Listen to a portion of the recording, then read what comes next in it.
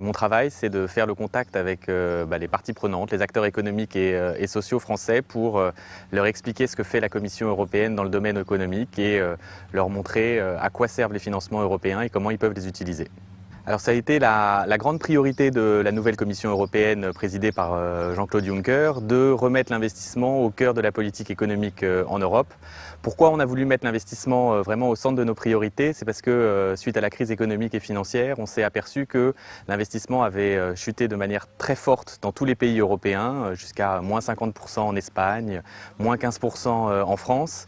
Et donc il y a un vrai besoin de redémarrer l'investissement parce que l'investissement contribue à la croissance économique et à la reprise de l'économie européenne, mais permet aussi de rendre plus compétitive, plus innovante et plus adaptée au futur l'économie européenne de demain, dans 10 ans, dans 15 ans. Donc c'est pour ça qu'il faut vraiment investir maintenant pour préparer le court terme, mais aussi le plus long terme.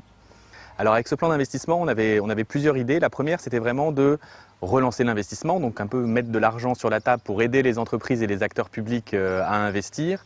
Et la philosophie derrière le plan d'investissement, c'est essayer de réduire le niveau de risque de plein de projets qui existent pour plein d'entreprises aujourd'hui. Comme la situation économique reste très incertaine, on se rend compte que les entreprises sont encore un peu trop réticentes à investir parce qu'elles pensent que la situation est trop risquée. Et nous, ce qu'on propose de faire, c'est, avec l'argent public européen, de garantir les projets d'investissement et donc de réduire la part du risque. Et ça, on pense que ça va permettre de mobiliser et d'inciter tous les acteurs à investir plus.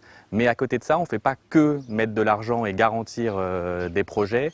On essaye aussi de créer des outils pour aider les investisseurs à faire leur travail, pour aider les projets à se réaliser. Donc on a créé une plateforme de conseil, par exemple, pour les investisseurs, pour les aider à monter leurs projets. On a aussi créé un portail européen de projets qui permet à tout porteur de projet de diffuser l'information sur ce qu'il est en train de faire et donc l'aide à rechercher des financements. Et aussi, on essaye de réduire les barrières qui existent à l'investissement, par exemple les barrières qui viennent de différentes lois en Europe ou le fait des réglementations qui ne sont pas forcément favorables à l'investissement. Alors on a vraiment fait très attention à ce que le plan d'investissement ce soit pour tout le monde. Il n'y a pas des investissements qui sont meilleurs que d'autres et nous on n'est pas bien placés pour savoir quels sont les investissements qui sont les meilleurs. Ce qu'on fait, c'est qu'on veut vraiment libérer l'investissement sur tous les acteurs économiques. Donc on a plusieurs types d'outils. Pour les très petites entreprises et les petites entreprises, ce qu'on fait, c'est qu'on fait des partenariats avec des institutions financières, donc avec des banques commerciales, avec des acteurs qui prêtent de l'argent pour les aider à prêter encore plus d'argent. Et ça va à des très petites entreprises de 10 personnes jusqu'à des PME de 500 personnes. Et on essaye d'avoir beaucoup plus de financement et d'accès au crédit qui soit facilité pour ces entreprises.